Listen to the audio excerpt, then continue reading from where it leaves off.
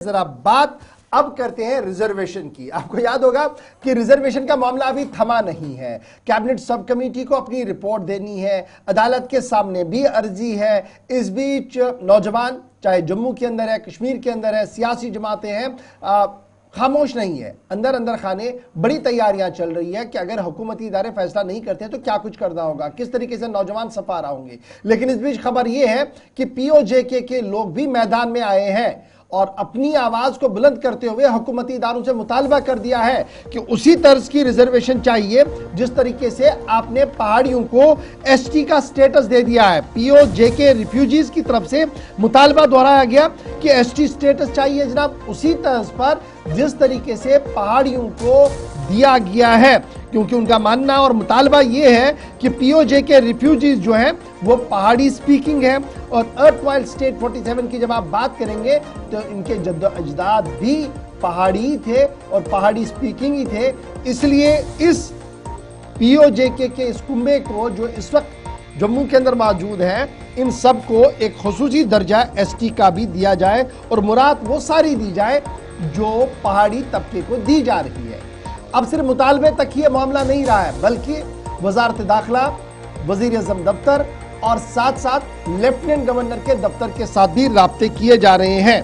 और यहां पर अब खबर यह है कि आने वाले चंद दिनों में ये जो पीओजेके रिफ्यूजीज हैं, वजीर आला उमर अब्दुल्ला से भी मुलाकात करने जा रहे हैं और उन्हें ये यादाश्त सौंपेंगे कि वो ये जो पीओजेके वाले लोग हैं, हजारों की तादाद में जिनकी तादाद है, ये दरअसल पहाड़ी स्पीकिंग है और इन्हें उस जुमरे में लाया जाए, इन्हें भी वो एसटी के मुराद दिए जाएं जो आप पहाड़ी स्पीकिंग लोगों को दे रहे हैं।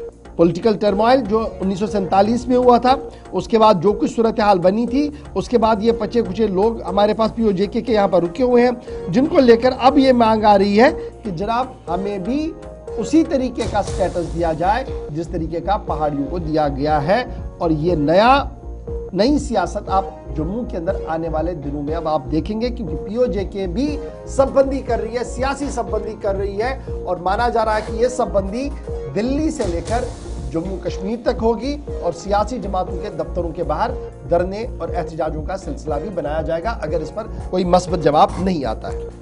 ये बयानात उस वक्त आ रहे हैं जब तलबा तंजीमों की तरफ से कहा गया कि हम आइंदा की हिकमत अमली तरतीब दे रहे हैं। अगर रिजर्वेशन मामले पर वो जो ओपन मेरिट वाला मसला है वो हल ना हुआ, हुकूमत को हर हाल में करना है, ना हुआ तो हम सड़कों पर आएंगे।